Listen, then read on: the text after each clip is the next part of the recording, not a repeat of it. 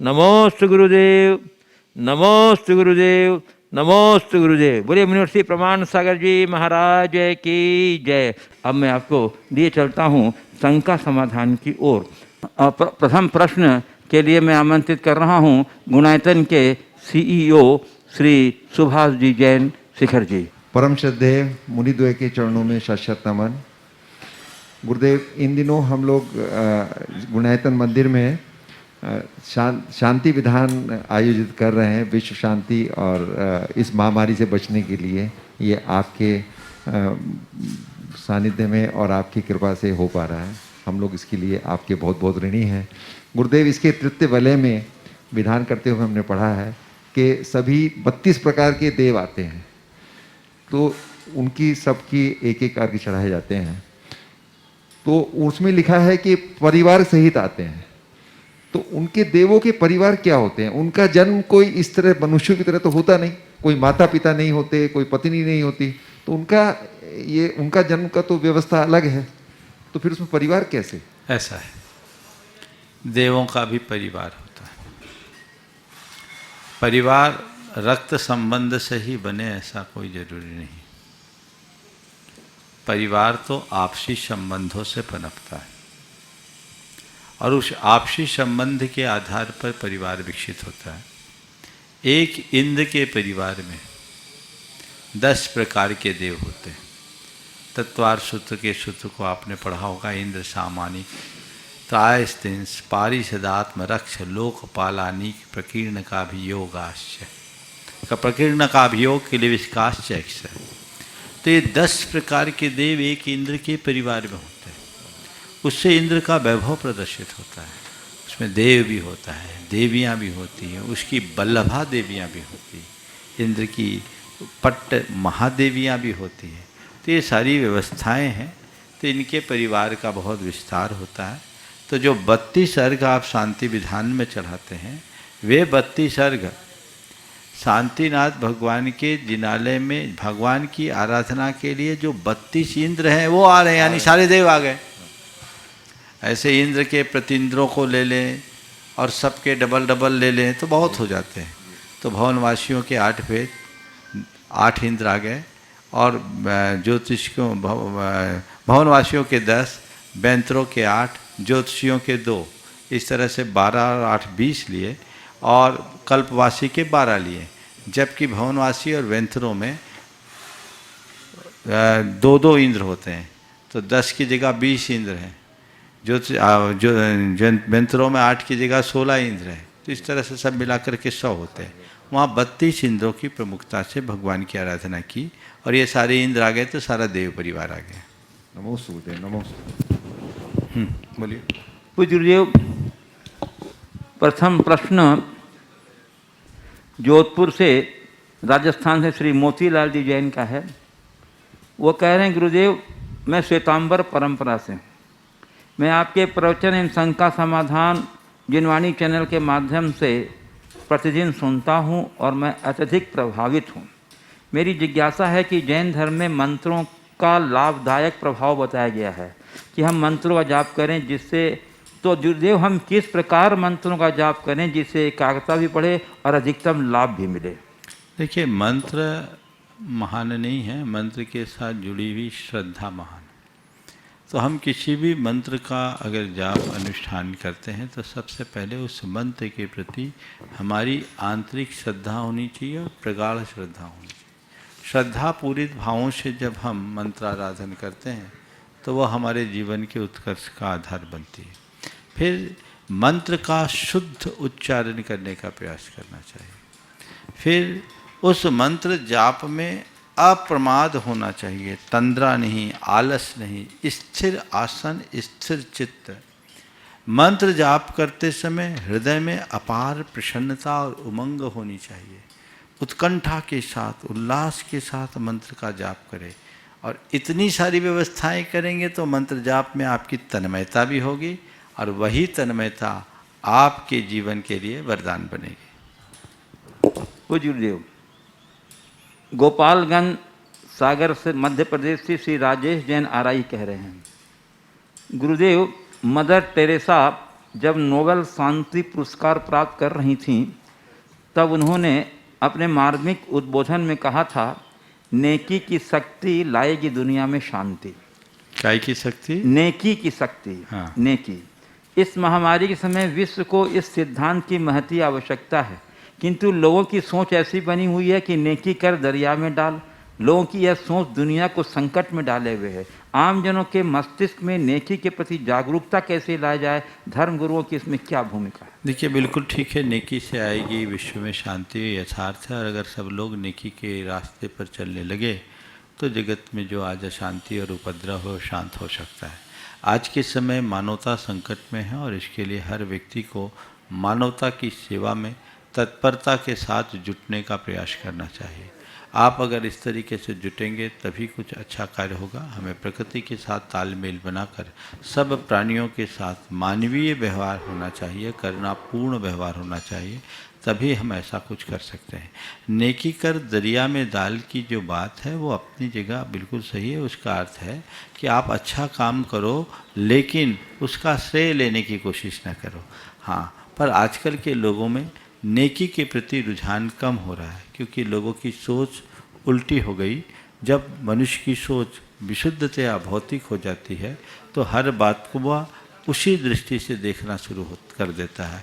ऐसे व्यक्ति के अंदर स्वार्थपरता बढ़ जाती है, और जहाँ स्वार्थपरता है वहाँ मनुष्य की संवेदनाएं छीन हो जाती है। फिर ऐसे व्यक्ति से दया, करुणा, परोपकार या नेकी की अपेक्षा करना बहुत कठिन हो जाता है। तो हमें चाहिए कि हम अपने हृदय को संवेदनशील बनाएं और चित्त में दया को भरने की कोशिश करें, ताकि हम नेकी की ओर आगे बढ़कर अपना जीवनोद्धार कर सकें। पूज्य गुरुदेव, हजारीबाग झारखंड से श्रीमती हीरा बड़जात्या कह रही हैं, गुरुदेव बचपन में हमने ये गाना सुना है, रोते रोते हंसना सीखो, हंसते हंसते रोना, और जितनी चाबी भरी राम ने उतना चले खिलौना। हाँ। यहाँ राम जी ने कैसी और कौन सी चाबी की बात की है, कृपया समाधान करें। देखिए, जितनी चाबी भरी राम ने उतना चले खिलौना, रोते रोते हंसना सीखो, हंसते हंसते रोना। मतलब इसका अर्थ ये है कि जीवन की जो भी व्यवस्था है उसमें संतोष और सामंजस्य बनाकर जीने का अभ्यास करें। यदि हम ऐसा करते हैं तो वो हमारे जीवन के लिए एक अलग रस देता है। जब मनुष्य अपनी इच्छाओं के अनुरूप प्रवृत्तियां करना शुरू कर देता है तो वो अपने जीवन में उपलब्ध व्यवस्थाओं के साथ सामंजस्य नहीं बिठा पाता। नतीजतन उसे अतिरिक्त तनाव और दबाव का शिकार बनना पड़ता है, और इस तनाव और दबावपूर्ण स्थिति में उसका जीवन बड़ा दूभर हो जाता है। तो हमें चाहिए कि हम हर स्थिति में एडजस्ट होकर जीने का अभ्यास करें, ताकि हम अपने जीवन का हर पल आनंद ले सकें। बेंगलोर कर्नाटक से श्री नीतेश जैन गोधा कह रहे हैं, महाराज जी, तिलक का जैन धर्म और भारतीय संस्कृति में क्या महत्व है? क्या तिलक का कोई विशेष महत्व का उदाहरण जैन शास्त्र में मिलता है? देखिए, तिलक हमारी संस्कृति का एक बहुत ही प्राचीन अंग है। तिलक टीके धार्मिक कार्यों में लगाते हैं। तिलक के विभिन्न रूप हैं, और ऐसा कहते हैं कि तिलक को जब हम अपने मस्तक पर लगाते हैं तो हमारे आज्ञा चक्र को नियंत्रित करता है। और ये विभिन्न परंपराओं में तिलक टीकों का महत्व है ही। जहाँ तक पूजा पाठ में, उसी के साथ साथ किसी सुहागन स्त्री के सुहाग के प्रतीक स्वरूप भी तिलक है। हमारे शास्त्रों में भी तिलक का वर्णन है। तिलक से मनुष्य की श्रेष्ठता अभिव्यक्त होती है। आप लोग जब अभिषेक पूजन करते हैं तो 9 स्थानों में तिलक का विधान देखने को मिलता है। हमारे जो जितने भी आभूषणों की बातें हैं, 16 श्रृंगार की बात है, चाहे वो पुरुष की हो या स्त्री की, उसमें तिलक का मूल स्थान है। तो तिलक से जीवन का गौरव बढ़ता है। तिलक हमारे जीवन में सकारात्मकता को उत्पन्न करता है, इसलिए तिलक टीके का उपयोग करना चाहिए। पूज्य गुरुदेव, जबलपुर मध्य प्रदेश से स्वाति जैन कह रही हैं, महाराज श्री, यदि किसी व्यक्ति को अंग्रेजी दवाइयों का त्याग और ऐसी बीमारी हो जाती है जिसका इलाज केवल अंग्रेजी दवाइयों से ही संभव है, तो क्या ऐसी स्थिति में उसे अंग्रेजी दवाइयाँ लेनी चाहिए या अपने नियम के प्रति दृढ़ संकल्पित रहते हुए संलेखना ग्रहण करना चाहिए? व्यक्ति की अवस्था, रोग की अवस्था, इन सब बातों पर विचार करके काम करना चाहिए। यदि व्यक्ति की अवस्था अच्छी है, उम्र अच्छी है, अभी वो युवा है और रोग की ऐसी अवस्था है जो साध्य हो, जिसे नियंत्रित किया जा सकता हो, तो हमें चाहिए कि ऐसी अपवादात्मक स्थिति में जो कोई भी व्यवस्थाएं हैं उसका लाभ ले, शुद्ध दवा ले। और ऐसे भी मैं हमेशा कहता हूँ, हमें पैथी से नहीं, हमें अहिंसा से बंधना चाहिए। हमारा व्रत अहिंसा, हमारा व्रत पैथी नहीं। हमें ये ध्यान में रखना चाहिए कि हर आयुर्वेद की औषधि भी शुद्ध नहीं है, तो एलोपैथ की सभी दवाएं अशुद्ध नहीं हैं। हाँ, उनके निर्माण के परीक्षण में जो हिंसा होती है वो जरूर समझते हैं, लेकिन इसके अतिरिक्त उसे अशुद्ध ही कहा जाए ये बात ठीक नहीं। तो इस तरह के औषधोपचार की जो व्यवस्था है एक आपवादिक है, और आपवादिक स्थितियों का पालन आपत्ति के काल में ही किया जाता है। एक नीति है, आपत्ति काले मर्यादा नास्ति। तो जब आपत्ति का काल हो उस समय व्यक्ति को देश काल की स्थिति को देखकर समझना चाहिए। जैसे अभी कोरोना काल चल रहा है, बहुत सारे लोगों के सामने इस तरह के सवाल आ रहे हैं, वैक्सीनेशन को लेकर के भी लोग बहुत सवाल कर रहे हैं, और जो लोग अस्पताल जा रहे हैं जिनके जीवन और मरण का सवाल है, उन सब की स्थिति ऐसी है। तो मैं ये कहूँगा कि यदि व्यक्ति चिकित्सा का लाभ लेकर अपने जीवन को बचा लेता है और बाद में प्रायश्चित कर लेता है, तो इसमें कोई दोष नहीं समझना चाहिए, वही मार्ग है। आज मान लीजिए एक व्यक्ति को 30 साल की उम्र में अपेंडिक्स की नस फंस जाए और ऑपरेशन कराना पड़े, अचानक कराना पड़े, तो उसे गहन चिकित्सा लेनी पड़ेगी कि वो मरेगा। इस उम्र में उसे असामयिक समाधि लेने की व्यवस्था नहीं है, उसे चिकित्सा कराना चाहिए। हम मुनियों तक के लिए बोला गया है कि अगर कोई असाध्य रोग है तो दीक्षा छेद करके वो अपनी चिकित्सा कराकर पुनर्दीक्षा ले सकता है। तो आप लोग हों, अगर आपके कोई व्रत नियम है किसी वजह से टूट जाते हैं, तो उसको एक आपत्तिकालिक स्थिति मानकर ठीक होने के बाद उसका प्रायश्चित ले सकते हैं और अपने आप को सुधार सकते हैं। लकीर के फकीर बनना कतई उचित नहीं। पूज्य गुरुदेव, सिंघाना मध्य प्रदेश से अभिषेक गंगवाल कह रहे हैं, गुरुदेव कहते हैं कि जिनवाणी सुनने में परिणाम शांत हो जाते हैं, हार्मोन बदलते हैं और उन हार्मोन्स के बदलने पर रोग स्वतः समान हो जाते हैं। तो क्या गुरुदेव जिनेंद्र भगवान के वचन ही परम औषधि है, और क्या जिनके मन स्वस्थ न हो उन्हें जिनेंद्र भगवान के वचनों की औषधि का पान करना चाहिए? देखिए, ये बात सही है, जिनवाणी तो औषधि है ही, इसे तो पीयूष का है, ये अमृत है। जम संलीना जीवा तरंति संसार सायरम अनंतम, तम सब जीव शरणम पशियव जिन शासनम सुईरम, जिनवर मोशह मीनम सब रोगानम। एक और श्लोक गाथा है, बड़ी प्रसिद्ध है, जिनवयन मोशह मीनम, जिनवयन मोशह मीनम, जन्मरण वाहि हरणम क्षय करणम सब दुखानम। ये जिन वचन ऐसी औषधि है जो सबके जन्म जरा और रोग की व्याधि को नष्ट करके सब दुखों का अंत कर देती है। जिनवयन मोशह मिनम विषय सुविरेयनम अमीय भूयम, जन्मरण वाहि हरणम क्षय करणम सब दुखानम। कि ये जिन वचन ऐसी अमृत स्वरूप औषधि है जो हमारे विषय सुख को विरेचित कर देती है, अमृत रूप है, और जन्म जरा मरण रूप व्याधि को नष्ट करके सब दुखों का क्षय कर देती है। क्षय करणम सब दुखानम। तो ये तो है, लेकिन कब? जब हमारे अंदर उसके प्रति श्रद्धा हो। तो जिन वचन से जन्म जरा मरण का नाश हो जाए, उस जिन वचन से और क्या नहीं होगा। हाँ, आप जिनवानी पर श्रद्धा रखते हुए अपने आप को उसमें तन्मय करते हो तो इससे उत्पन्न आपका भावनात्मक परिवर्तन आपके स्वास्थ्य को बहुत अंशों तक प्रभावित करता है। इसका अर्थ मैं ये नहीं कह रहा हूँ कि अभी तुम बीमार पड़ रहे हो तो जिनवानी खोल करके सुनना पढ़ना शुरू कर दो, इलाज मत कराओ, क्योंकि मुझे मालूम है कि आप कितनी तत्परता से पढ़ते हो, कितनी तत्परता से सुनते हो। जिनवानी में ही बीमार पड़ने पर चिकित्सा कराने का विधान बताया, समझ गए, और अकाल मरण से बचने की बात की है।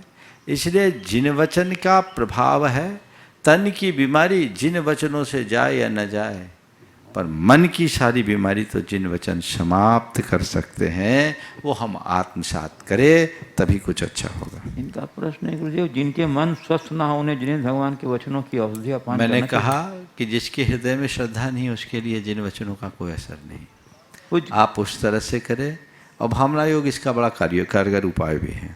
पूज्य गुरुदेव, फिरोजाबाद उत्तर प्रदेश से सचिन जैन कह रहे हैं, गुरुदेव संसार में नकारात्मक तथा सकारात्मक दोनों तरह की सोच वाले व्यक्ति होते हैं, तो ये दोनों तरह की सोच हमें जन्म से ही प्राप्त होती है या पारिवारिक संस्कारों द्वारा निर्मित होती है? क्या नकारात्मक सोच रखने वाले लोगों की सोच को बदला जा सकता है? देखिए, सोच हमारे भाव दशा की अभिव्यक्ति है। ये हमारे संस्कारों से निर्मित होते हैं। हमारे जो संस्कार है इसमें बहुत कुछ वंशानुगत है जो जन्मजात हमें मिलते हैं, कुछ हम अपने परिवार और परिवेश से प्राप्त करते हैं, और कुछ हम उस इन्वायरमेंट से प्राप्त करते हैं जिनके बीच रहते हैं। तो सामान्य रूप से हमारी भावधारा सोच वैसी होती है, लेकिन मनुष्य अपने सोच को अपने संकल्प से बदल सकता है।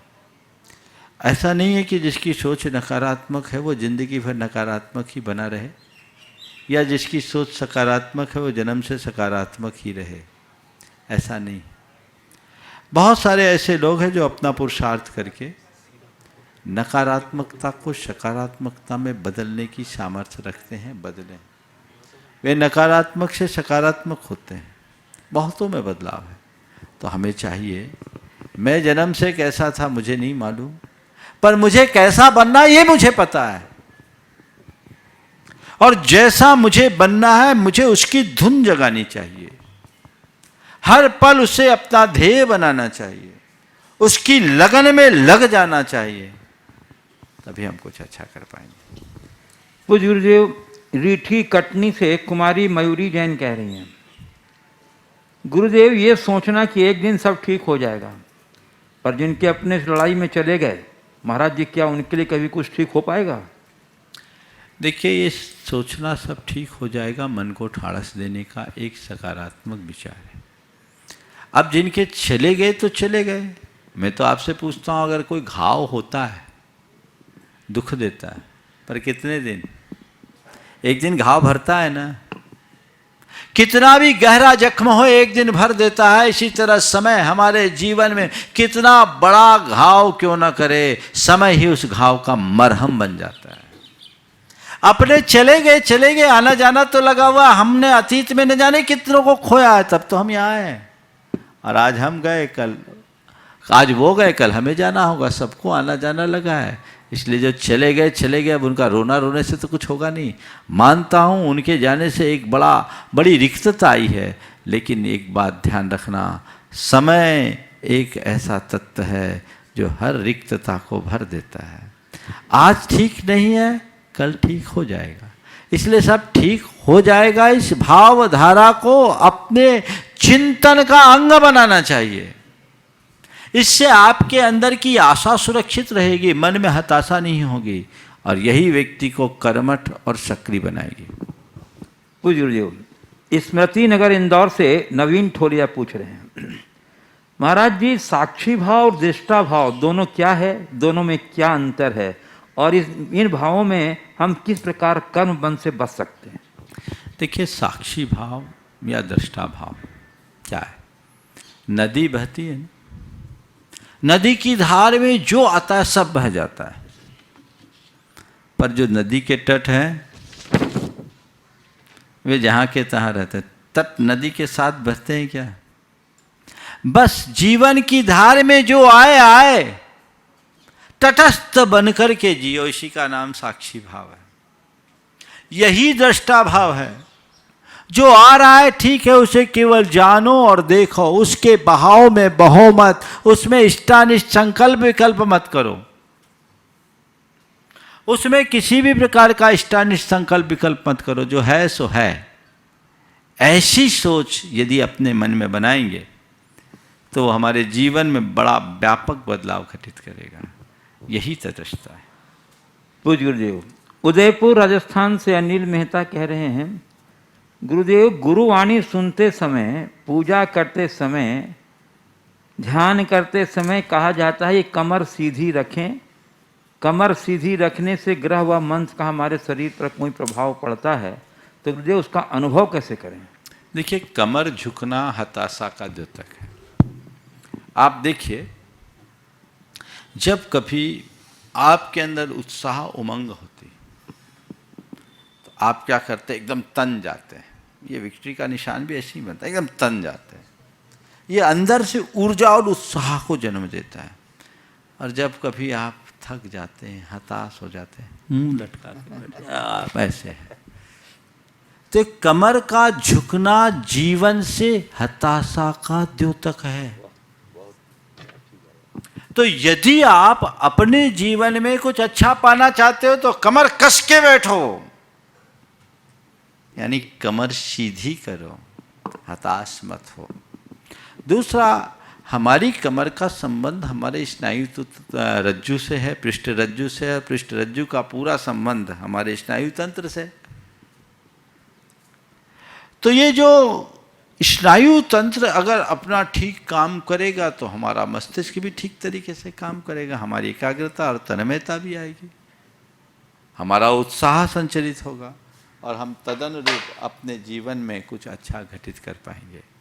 इसलिए हमें हमेशा जब भी कोई अच्छा कार्य करना हो, बिल्कुल कमर सीधी करके एकदम तत्परता और एकजुटता के साथ करना चाहिए। पूज्य गुरुदेव, हैदराबाद तेलंगाना से अमित जैन पूछ रहे हैं, महाराज जी, किसी ने कहा कि जीने में सरलता, कठिन हालात में धैर्य और दूसरों के प्रति सहानुभूति, ये तीनों जिंदगी के सबसे बड़े खजाने। बहुत सुंदर। इस खजाने को कैसे बढ़ाया जाए, कृपया मार्गदर्शन करें। बहुत अच्छा सवाल, भाव आपने व्यक्त किया। जीने में सरलता, कठिन घड़ी में धैर्य और दूसरों के प्रति सहानुभूति। दूसरे के प्रति सहानुभूति हमारे जीवन के लिए बहुत बड़े खजाने हैं। आपने पूछा इस खजाने को हम कैसे प्राप्त करें। ये सब चीज़ें सहज प्राप्त हो सकती है यदि मनुष्य के हृदय में आध्यात्मिक दृष्टि और संवेदनशीलता आ जाए। यदि आपका मन संवेदनशील हो, आपकी दृष्टि अध्यात्म से भर जाए, तो आपके लिए बातें एकदम सहज और सरल होगी, कहीं किसी प्रकार की कठिनाई नहीं होगी। पूज्य गुरुदेव, दिल्ली से खुशी जैन कह रही, मेरा नाम खुशी जैन है, मैं 19 वर्ष की हूँ, दिल्ली निवास करती हूँ।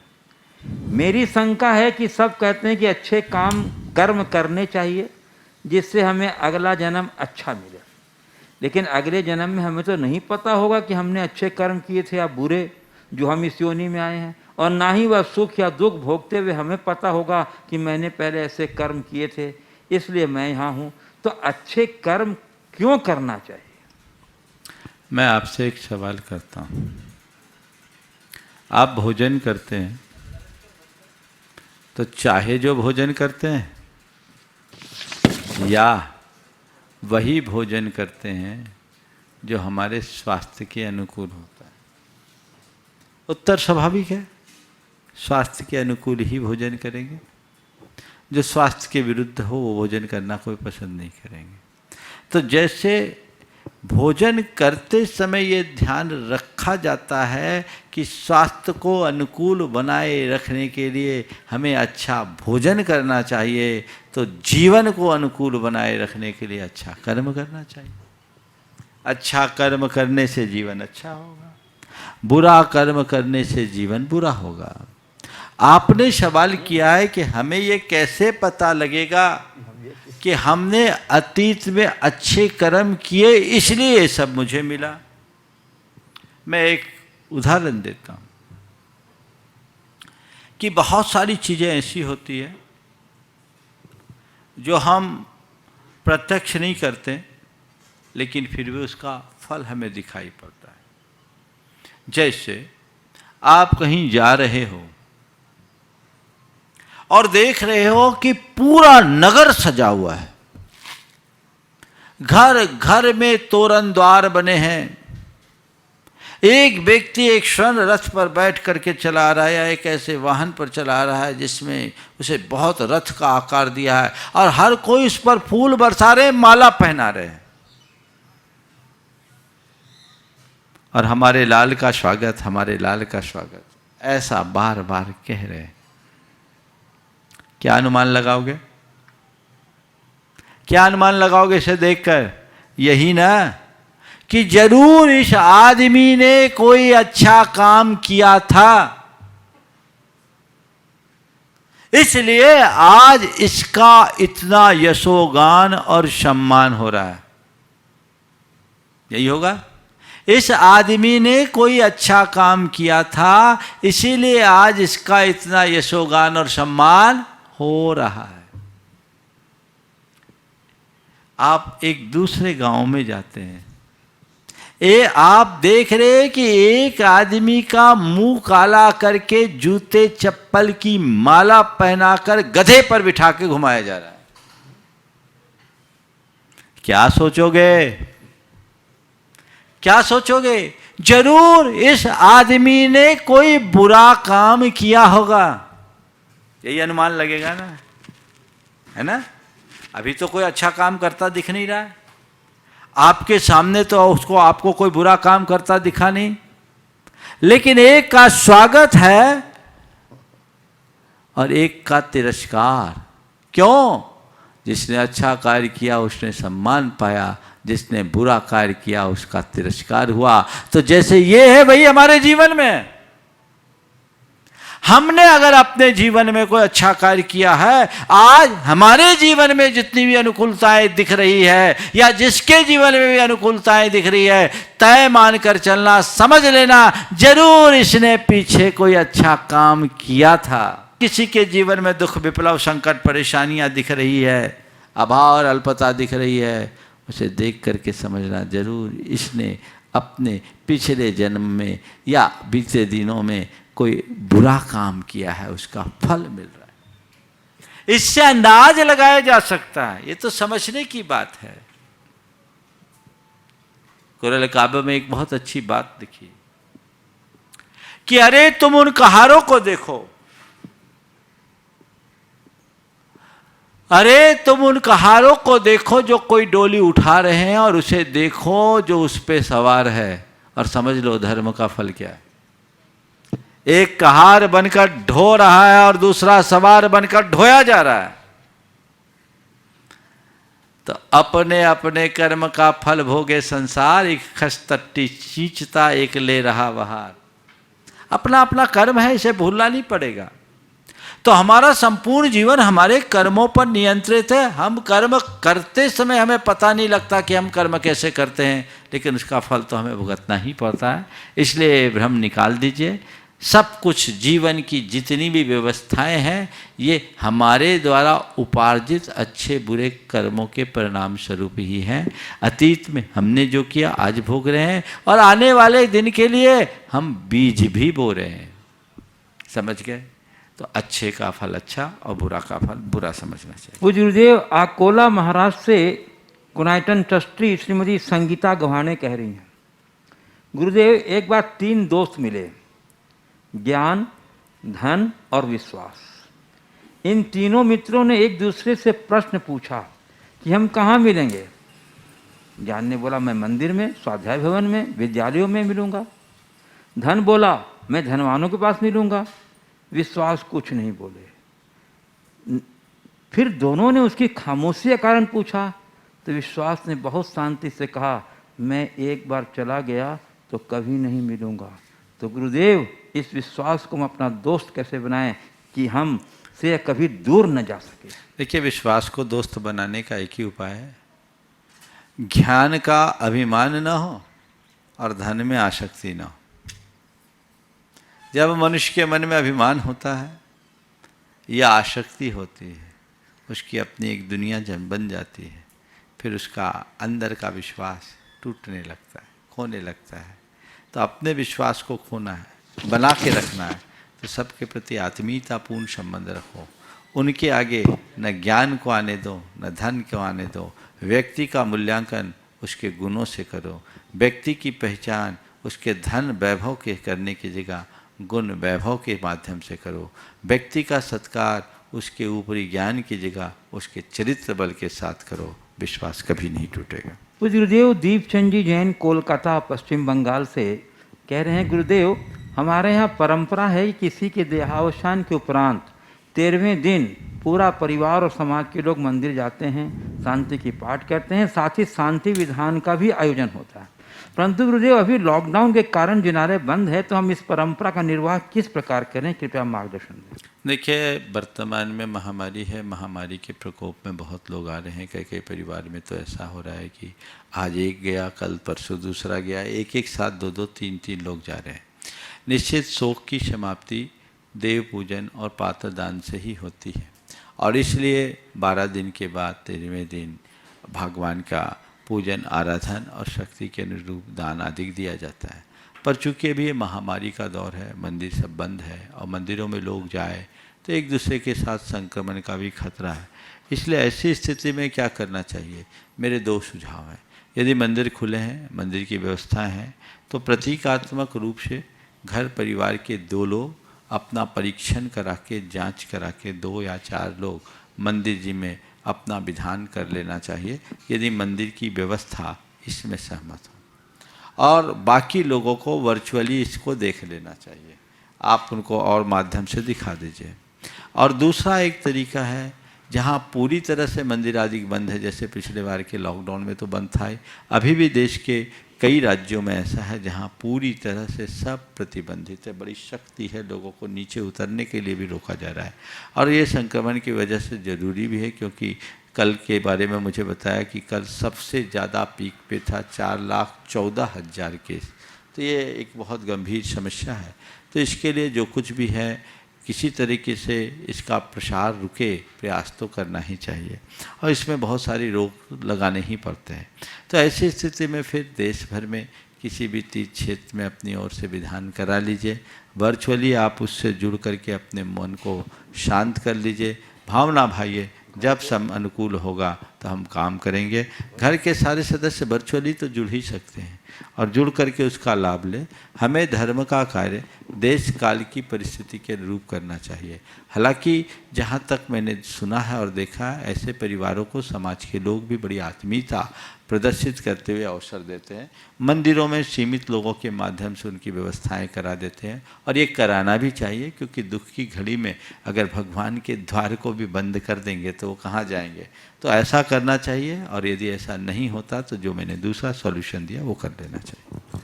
पूज्य गुरुदेव IAS राहुल जैन की धर्मपत्नी श्रीमती रूपल जैन दिल्ली से पूछ रही हैं, गुरुदेव वर्तमान परिस्थितियों में हम अपने घर की दिनचर्या किस प्रकार व्यवस्थित करें कि आने वाले पाप कर्म को पुण्य की ओर ले जा सकें। देखिए, मैं तो कहता हूँ ये बड़ा अच्छा मौका है कि आप अपने पाप को पुण्य के रूप में परिवर्तित कर सकें। आम दिनों में और आज के दिनों में बड़ा अंतर है। आम दिनों में तो आपको घूमने फिरने, इधर उधर जाने में बहुत समय लगता था, और घर में सब सदस्य अलग अलग समय से आते तो ज़्यादातर महिलाओं का समय तो चौके में ही जाता। अब आपको घर पे ही रहना है, तो खाने पीने का समय आपका बच गया, घूमने फिरने का समय बच गया, तो आपके पास बहुत समय। तो ये दुनियादारी में जो आपका समय खपता था, उसमें पाप आता था। आज वो जो समय बचा है, इस समय को, बचे हुए समय का आप लाभ उठाइए, और यही लाभ अगर आप शुभ अनुष्ठानों में लगाते हैं, आज अपने घर में बैठ करके स्वाध्याय करना, प्रवचन सुनना, सत्संग करना, जाप करना, पाठ करना, चिंतन करना, ये सारे शुभ अनुष्ठान हैं।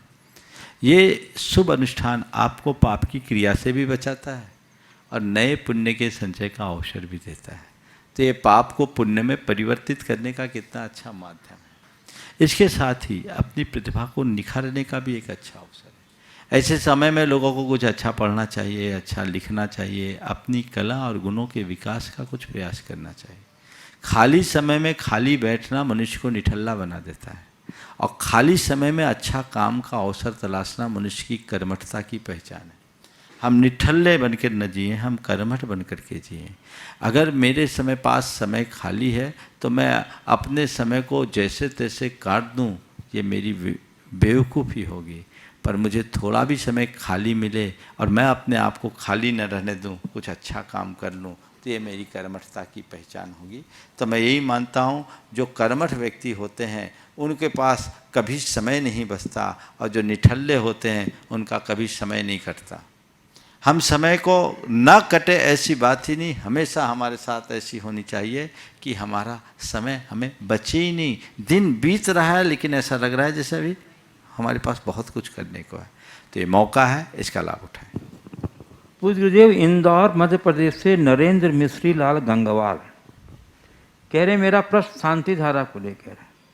शांति धाराएं विभिन्न उद्देश्यों को लेकर होती रही है, जन्मदिन, शादी की सालगिरह, पुण्यतिथि, बीमारी, महामारी। मेरी जिज्ञासा है कि शराब, बलात्कार, हिंसा, भ्रष्टाचार जैसी महाबीमारियों से मुक्त भारत के लिए भी क्या शांति धारा की जा सकती है? मैं अपने जन्मदिन को कभी नहीं मनाता हूँ, पर क्या इस दिन देश को इन 4 महामारियों से मुक्त करने के लिए शांति धारा करवा सकता हूँ? क्यों नहीं, ये भी एक सद्भाव है। लोक में शांति, सद्भावना, धर्म की स्थापना और सत्संस्कारों का आरोप हो, प्रतिष्ठा हो, ऐसे भाव से करने में कोई बुराई नहीं है। ये सारा संसार व्यसन मुक्त हो जाए, सबका जीवन धर्ममय हो जाए, सभी सदाचार के राह पर चले, ऐसे भाव से शांति धारा करने में कोई हानि नहीं। पूज्य सतना मध्य प्रदेश से अतुल दुबे व डॉक्टर आर.के. जैन संयुक्त रूप से पूछ रहे हैं, गुरुदेव आपका एक दिन आलस पर प्रवचन हुआ था, बहुत अच्छा था और हम अब इसका जीवन में आनंद भी ले रहे हैं। मेरी जिज्ञासा ये है कि पिता नियमित दिनचर्या, संयमित खान पान से चल रहा है, लेकिन एक बहुत ज़्यादा बड़ी ज्वलन समस्या है कि बच्चों को पिताजी अच्छी आदतों, बातों का अनुसरण करना चाहिए, लेकिन पिताजी बार बार बच्चों को अच्छी नियमित दिनचर्या के बारे में कहते हैं तो घर में अशांति होने लगती है, जो हम घर घर में देख रहे हैं। इस भावात्मक और नाजुक समस्या का ध्यान कैसे हो, जबकि हर माता पिता चाहते हैं कि उनके बच्चे उनसे आगे बढ़ें, पढ़ाई में, संस्कार में, नियमित व्यायाम, दिनचर्या दें। देखिए, बहुत ही गंभीर बात आपने उठाई। पिता अगर नियमित दिनचर्या अपना रहे हैं तो ये उनके लिए बहुत अच्छी बात है। बच्चों को उनका अनुकरण करना चाहिए, लेकिन आजकल के बच्चों की अपनी दुनिया होती है और ज़्यादातर वो पिताओं की क्रियाकलापों से थोड़े दूर रहते हैं। इसके पीछे मुझे बच्चे कम, माता पिता ज़्यादा जवाबदार दिखते हैं। ऐसा मैं इसलिए कह रहा हूँ कि आपने बच्चों को जिस समय ये सब पाठ पढ़ाना चाहिए, सिखाना चाहिए, संस्कार जगाना चाहिए, उस समय ध्यान ही नहीं दिया। अगर आपने प्रारंभ से ध्यान दिया होता तो आपके बच्चे आज आपका ही अनुसरण करते, आपके पद चिन्हों पर चलते। मैं एक आदर्श पिता उसी को मानता हूँ जो अपना आचरण और व्यवहार ऐसा रखे कि उसकी संतान के लिए वही उसका रोल मॉडल बन जाए। अगर किसी व्यक्ति से पूछा जाए कि इस दुनिया में सबसे अच्छे इंसान तुम्हारे लिए कौन है, तो वो कहे मेरे पिताजी। अगर ये गौरव तुमने प्राप्त किया तो समझना आपने जीवन में बहुत कुछ पा लिया। ये आपको होना चाहिए, तब आप एक आदर्श स्थापित करेंगे। मेरे संपर्क में एक बड़े उद्यमी हैं, बड़े खुले विचार के, बड़े सदाचारी और जिंदा दिल व्यक्ति। उनकी बेटी लंदन से पढ़कर आई थी। उन्होंने मुझसे कहा, महाराज जी मेरी बेटी बाहर से पढ़कर आई है और उम्र भी हो गई है, काफ़ी ऊंची पढ़ाई कर ली है, मैं अब इसके विवाह की बात करना चाहता हूँ। महाराज आप कुछ गाइड कर दीजिए। बेटी पास में बैठी थी, मैंने पूछा आगे क्या करना चाहती? बोले जो पापा कहें। तो तुम्हारा आगे विवाह आदि का विचार है? बोले महाराज वो तो सब लड़की का रहता है। तो मैंने ऐसे ही पूछा, चूँकि वो बाहर पढ़ के आई थी, बोले तुम कैसे लड़के को पसंद करोगे, अपना कैसे लड़के को अपना लाइफ पार्टनर बनाना चाहोगे। उसने तुरंत कहा महाराज जी मुझे कुछ नहीं चाहिए, मुझे मेरे पापा जैसा लड़का मिल जाए। मैं अपने पापा से कहती हूँ आप मेरे जैसा, अपने जैसा लड़का ले आओ, मुझे आपसे अच्छा कोई लड़का नहीं दिखता। पिता की आंखों में आंसू। कितने माँ बाप हैं जिनको ऐसा गौरव प्राप्त है। प्रारंभ से बच्चों को नियमित दिनचर्या को का महात्म समझ में आए, थोपिए नहीं, आप ये करो वो करो, ये करो वो करो, वो नहीं। ज़्यादातर जितने बड़े बुजुर्ग हैं ना, वो अपने 25 साल से पहले की कहानी देख ले, 25-30 साल तक। ये तो प्रायः जब गाड़ी पुरानी होती है, दच के खाती है, तभी वर्कशॉप में आती है। धर्म सभाओं में आप देखिएगा सब प्रौढ़ लोग होंगे, बुजुर्ग लोग होंगे, युवा तो बहुत कम ही होते हैं। ओ प्रौढ़ और युवा लोग तो बहुत कम होते हैं, प्रौढ़ और बुजुर्ग लोग होते हैं ज़्यादा। तो आप अपने जीवन की बात देखिए और बच्चों से उतनी ही अपेक्षा कीजिए। मैं आपसे कहता हूं बच्चों को अपनी चर्या बदलने के लिए कहना बंद कर दीजिए। उन्हें आप अपनी चर्या दिखाइए, अपना आचार व्यवहार ऐसा बनाइए कि आपके बच्चे आपके पथ पर चलने के लिए स्वयं उत्कंठित हो जाए। उनको आप अपने बच्चों के आदर्श बनिए ना। एक बार बच्चों को बता दीजिए कि बच्चे तुम्हारे जीवन की सीमा क्या है। बेटा तुम्हें सब कुछ करना, लेकिन इस सीमा रेखा का कभी उल्लंघन मत करना। और उसे इस तरीके से करना चाहिए। मेरे संपर्क में एक सज्जन है जिनके बच्चे बहुत संस्कारी थे, वो भी बहुत संयमित, सदाचारी और सात्विकता के धनी। उन्होंने कहा महाराज जी मैंने एक काम किया, मेरे पिताजी ने मुझे जो जो कहा मैंने उसको अपने लिए ब्रह्म वाक्य माना। मेरे पिताजी भी बड़े जिंदा दिल आदमी थे, सुहृदय थे और हमेशा अच्छे संस्कारों से भरे थे, अच्छे संस्कारों की बात करते थे। तो मेरे पिताजी ने जो मुझे संस्कार दिए वो मेरे लिए आज ब्रह्म वाक्य बन गया। मैं अपने बच्चों से जब भी कहता हूँ तो हमेशा हवाला दे के कहता था, बेटे मेरे पापा मुझसे ये कहते थे और मैंने वो किया और उसका मुझे ये फल मिला। मैंने कभी अपने बच्चों को ये नहीं कहा कि मेरे पापा ने मुझे कहा वो मैं कर रहा हूँ और जो मैं तुम्हें कह रहा हूँ वो तुम करो। वो केवल एक बात कहते थे, मेरे पापा मुझसे ऐसा ऐसा कहते थे और मैंने ये किया। कोई अच्छा प्रसंग आए तो ऐसे नहीं कि उपदेश दे रहे। बोले महाराज जी आज उसका असर ये है कि मुझे बच्चों को कुछ कहना नहीं पड़ता, वो देखते हैं कि जो मैं कर रहा हूँ वही उनके लिए आदर्श है। तो ऐसा आदर्श बनाएंगे तभी कुछ अच्छा कर पाएंगे। पूज्य गुरुदेव, बाकल मध्य प्रदेश से संजय सीमा मोदी कह रहे हैं, वक्त, दोस्त और रिश्ते वो चीज़ें हैं जो मिलती तो मुफ्त हैं, मगर इनकी कीमत का पता तब चलता है जब ये कहीं खो जाते हैं। मेरी शंका यह है कि मुफ्त में मिली इन बहुमूल्य चीज़ों की कीमत हम कैसे करें ताकि ये हमेशा हमारे पास रहे, कहीं खोने ना पाए। जिन्होंने इन्हें खो दिया है उनकी हाल देख, जिन्होंने इन्हें खो दिया है उनकी हालत देख लो और फिर तुम्हें समझ में आ जाएगा वक्त की कीमत क्या है। अब गुरुदेव मैं यहाँ उपस्थित जिज्ञासुओं को आमंत्रित करना चाह रहा हूँ। सर्वप्रथम ब्रह्मचारी अनिता दीदी, मैं बाल ब्रह्मचारिणी अनिता दीदी को आमंत्रित कर रहा हूँ। दोनों मुनिराजों के कोटि कोटि चरणों में कोटि कोटि नमन। महर्षि, सिलाई मशीन में अगर धागा नहीं डालते हैं तो चलती है लेकिन कपड़ा सिलती नहीं है। ऐसा लगता है जिंदगी भी कुछ ऐसी चल रही है और कुछ सिल नहीं रहा। इस चलती हुई जिंदगी में ऐसा कौन सा धागा डालें जो चले भी अच्छा और ऊर्जावान सिलाई भी दे। बहुत सुंदर, बहुत अच्छा वाक्य आपने कहा कि सिलाई मशीन में यदि धागा न डाले तो वो मशीन चलती तो दिखती है लेकिन कपड़ा नहीं सिल पाती। हमारे जीवन में भी ऐसा बहुत कुछ देखने में आता है कि जिंदगी चल तो रही है लेकिन कुछ सी नहीं पा रही, उसके पीछे धागे का अभाव है। आपने पूछा है कि इस जीवन की सिलाई मशीन से कुछ अच्छा कपड़ा सिला जा सके तो उसके लिए कौन से धागे का इस्तेमाल करें। मैं तो कहूँगा एक ही धागा है, वह है प्रेम का धागा जो सबको जोड़ दे। हृदय में प्रेम भरा रहे। जब मनुष्य का हृदय प्रेम से भर होता है तो जीवन बदल जाता है। मन में प्रेम होना चाहिए, सद्भाव होना चाहिए। आज के समय में सबसे ज़्यादा यदि कमी हुई है तो इस प्रेम के तत्व की कमी है, और उस प्रेम के कमी के कारण बहुत कुछ खो रहा है। सब चल रहा है, पूरा जीवन यांत्रिक बन गया है, उसका प्राण सूख रहा है। तो हमें प्रेम भाव को जगाना चाहिए। प्रत्युष। नमोस्तु महर्षि। नमोस्तु नमोस्तु नमोस्तु महर्षि। महर्षि, ये प्रश्न मेरी मम्मी की तरफ से है।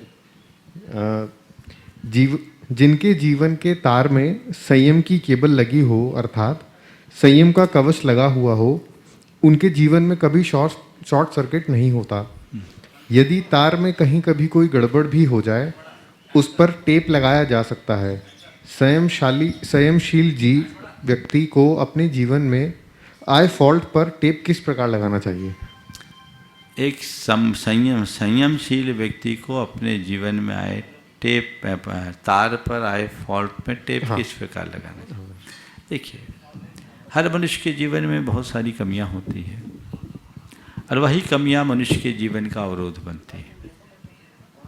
हमारे जीवन में जहाँ कहीं भी ये टेप फॉल्ट आए तो हमारे अंदर के जो व्रत संकल्प है वही टेप है। व्रत ले, संकल्प ले, और जब ये व्रत और संकल्प हमारे मन में जगता है तो जीवन की दिशा बदल जाती है। तो वही एक टेप की भांति हमारे जीवन को मजबूती देती है।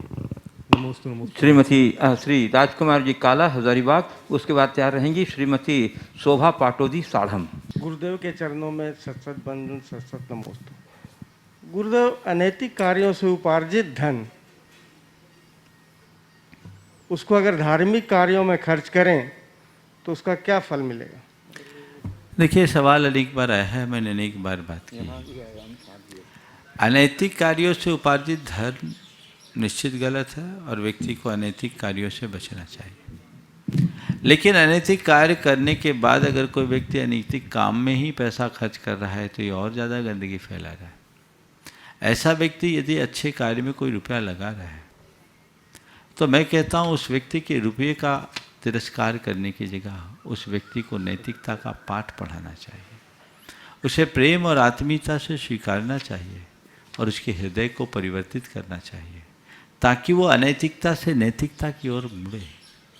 हम किसी भी व्यक्ति का तिरस्कार न करें, यथासंभव उसे सही मार्ग सुझाकर संस्कार देकर उसका सत्कार करें। नमोस्तु। श्रीमती शोभा पाटोदी साढ़म, उसके बाद तैयार रहेंगी श्रीमती लता जैन गंगवाल, गया बिहार। नमोस्तु महाराज जी, नमोस्तु महाराज जी, नमोस्तु महाराज जी। दोनों महाराज जी के चरणों में नमोस्तु। महाराज श्री, मेरी ये शंका है कि मोह और राग में क्या अंतर है? कृपया इसका समाधान करें। मोह और राग में क्या अंतर? देखो, कोई व्यक्ति हमसे दूर चले जाए और उसके याद में पागल हो जाए, हर पल केवल उसी की चर्चा, उसी की चिंता, और कोई व्यक्ति हमारे सामने हो, हम उससे हिल मिल कर बात करें, उसके सुख दुख में साथ दें, जैसी आवश्यकता और अपेक्षा हो उसका सहयोग करें। दोनों अलग अलग हैं ना। पहले वाले का नाम मोह है और दूसरे वाले का नाम राग है। मोह राग पूछा कि प्रेम? राग। ये दूसरा प्रेम है। मोह और राग मोह की संतान है। किसी के प्रति जुड़ाव होना राग है, और किसी को में अपनत्व की बुद्धि हो जाना मोह। मोह में पर के साथ एक बुद्धि होती है, उसमें ही अपनत्व हो जाता है, और राग में वस्तु के प्रति आकर्षण होता है, व्यक्ति के प्रति आकर्षण होता है, पर स्वरूप का बोध साथ में जुड़ा रहता है। बस मैं शरीर हूँ ये मानना मोह है, पर मैं शरीर में हूँ ये समझना राग है। शरीर मेरा है ये राग की अभिव्यक्ति है, लेकिन मैं शरीर ही हूँ ये मोह की उत्पत्ति है। शरीर की उत्पत्ति, मेरी उत्पत्ति और शरीर का विनाश मेरा विनाश, ये मोह प्रेरित मान्यता है। लेकिन शरीर की सुरक्षा में जीवन की सुरक्षा ये राग प्रेरित भावना है। इन दोनों में ऐसा अंतर समझना चाहिए। नमोस्तु महाराज जी। श्रीमती लता जैन गंगवाल, गया बिहार। नमोस्तु गुरुजी। गुरुजी नमोस्तु। गुरुजी, मेरा प्रश्न है कि त्रियंचों का शरीर बहुत ताकतवर होता है और मनुष्य का शरीर कमजोर होता है, तब भी ज्ञानियों ने या जहाँ मैंने पढ़ा है कि मनुष्य को बहुत ज़्यादा, अनंत ज्ञानियों ने भी बहुत ऐसा कहा है कि मनुष्य की प्रशंसा बहुत करते हैं, ऐसा क्यों? बात बिल्कुल सही है। अगर देखा जाए तो मनुष्य का कुछ भी काम का नहीं है। एक मच्छर भी मनुष्य को हिला देता है, एक बिच्छू भी मनुष्य को हिला देता है। लेकिन फिर भी एक बार मैंने कहा, मुझसे एक सवाल किया गया कि मनुष्य को प्रकृति की सर्वश्रेष्ठ कृति क्यों कहा जाता है, जबकि देखने में आता है कि मनुष्य के पास न तो घोड़े जैसा बल है, न हाथी जैसी, घोड़े जैसी शक्ति है, न हाथी जैसा बल है, न शेर जैसा पराक्रम है, न चीता जैसी चपलता है। एक छोटा सा बिच्छू भी हिला देता है, फिर भी मनुष्य को इस प्रकृति में सर्वश्रेष्ठ कृति क्यों कहा जाता है? तो मैंने कहा बस मनुष्य के पास एक ही शक्ति है जो संसार के किसी प्राणी के पास नहीं, वह है विचार की शक्ति। मनुष्य के पास ऐसा विचार है जिसके बल पर वो घोड़े पर लगाम कर सकता है, हाथी पर अंकुश लगा सकता है, शेर को पिंजरे में बंद कर सकता है, चीता को भी अपने बस में बसा सकता है, सबको अपनी मुट्ठियों में रख सकता है। ये विचार की शक्ति बहुत बड़ी ताकत है। तो सच्चे अर्थों में देखा जाए तो मनुष्य का मूल्य उसके विचारों से है। शास्त्रकारों ने मनुष्य शब्द की व्युत्पत्ति करते हुए कहा मनेन उत्कटा मानवः, जो मन से उत्कृष्ट है, मन से उत्कट है, मन से समृद्ध है, मन से समर्थ है, वही मानव। तो मन की सामर्थ्य, मन की उत्कटता ही मानवता की पहचान है। तो हमारा मन ही हमारे जीवन के उत्थान का आधार है। लोग कहते हैं कि मनुष्य मनु की संतान है, मैं कहता हूँ मनुष्य मन की संतान। अगर मन मजबूत हो जाए तो मनुष्य सब कुछ कर सकता है। तो हमें चाहिए कि हम अपने मन को मजबूती प्रदान करें, उसे वो ऊंचाई दे जिससे जीवन का उत्कर्ष कर सके। तो मन की एक शक्ति तो हमें मिली है, इसे हम सही दिशा में नियोजित करेंगे, जीवन का उत्थान होगा। और यही शक्ति को यदि हम गलत दिशा में मोड़ देंगे, हम जीवन का पतन कर डालेंगे। हम इस मन की शक्ति को ऊपर उठाएं और अपने जीवन का एक आदर्श बनाएं। इसी शुभभाव के साथ समय आप सबका हो गया है। बोलिए परम पूज आचार्य गुरुवर श्री विद्यासागर जी महाराज की।